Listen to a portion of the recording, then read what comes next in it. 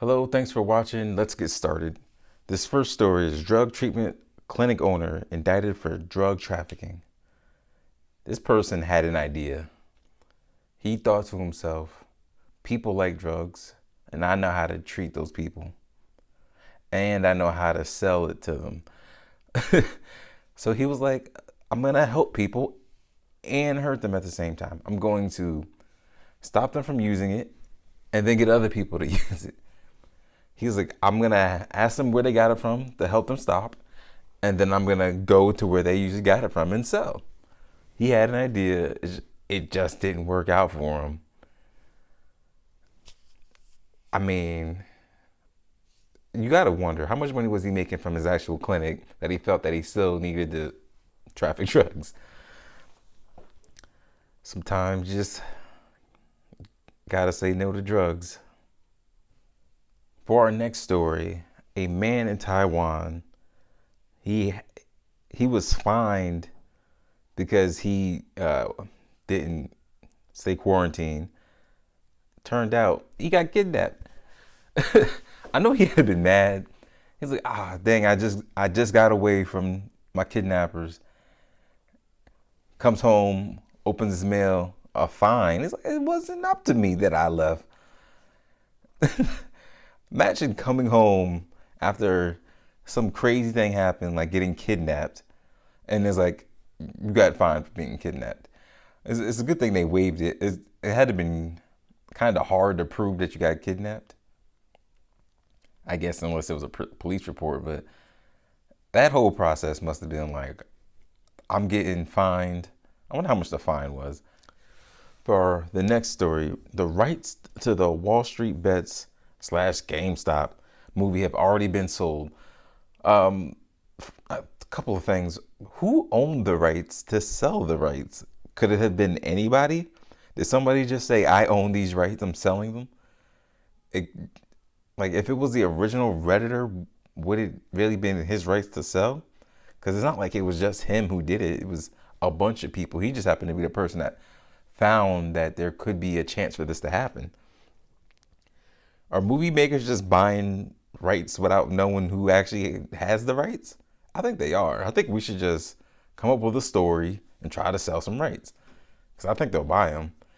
But what is this movie even going to really be about? Is it going to be some guy in his basement looking at random stocks and then going on Reddit, typing in, and then just a bunch of posts coming up like, yeah, let's do it. And then on one day, just gonna be people on like a slick act, which is gonna be Robinhood, and them just sending buy orders, and then it's gonna be on the news like everything going up that shouldn't be going up. Is that the movie? Because that's not really a plot. There's no real conflict there. There's nothing. There's no resolution. I mean, we're still going through the resolution, but they already bought the rights. I don't understand how some of these stories become like something that people want to buy before it even happens. Or I don't know what's interesting about the story in terms of a movie. They're probably gonna have to change it because it's not really a movie. It's just a thing that happened. This next story. An Idaho woman says she had no choice but to wear a burqa, like a Muslim, which you had to say apparently, so that she could avoid a mask mandate. So you had to appropriate somebody else's culture so that you didn't have to wear a mask. What? Isn't it more work to wear a burqa? Wouldn't the mask be less constricting? Wouldn't it be easier to just wear a mask than a burqa? I don't understand why people just have such an issue with really a tiny piece of cloth over your face. Nah, I'm just gonna cover everything up. If I can't breathe in this one spot, I gotta cover everything. Some of these people, their rationales, it's all over the place. A pet tortoise was stabbed at San Jose school. The suspect was arrested, though. Now, was it in the school? They broke into the school and stabbed the tortoise? Did we get the tortoise's side of the story? Did the tortoise do something to this person? Were they looking for the tortoise? Is this tortoise a Teenage Mutant Ninja Turtle? Did he... What happened? You went in there and stabbed the turtle. Did he stab him with a knife? What did he stab him with? Did he flip him and stab him? Did he stab him through his shell? There's a lot of questions here. I feel like the shell should have protected him. If he stabbed the shell, of course. Who's stabbing turtles?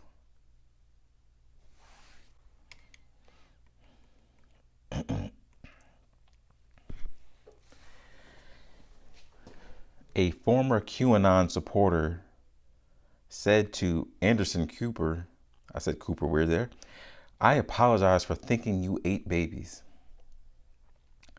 Let's say that sentence again. I apologize for thinking you ate babies.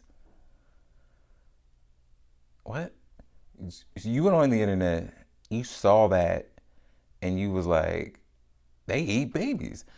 Have you ever heard of a person who eats babies and you thought that was real? There are so many ridiculous things on the internet, and that's the thing you thought, this is real. This thing is real. This person eats babies.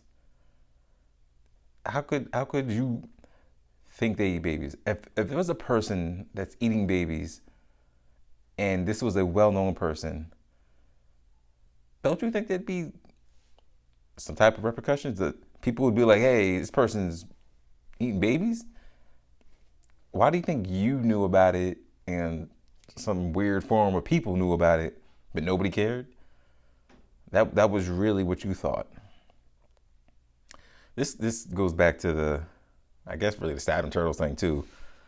But to the I had to wear a burqa because I couldn't wear a mask thing. What?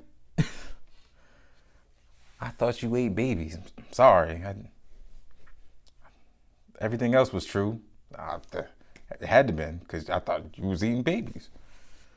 I thought everything else was true at least. Microsoft patents an AI to revive your dead loved ones as chatbots.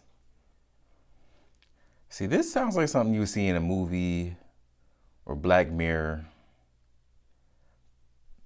but it doesn't seem like something that'd be good in the movie. Like, it'd be like the thing that's causing everybody stress and making them feel bad or having trouble moving on. Why would anybody actually want this?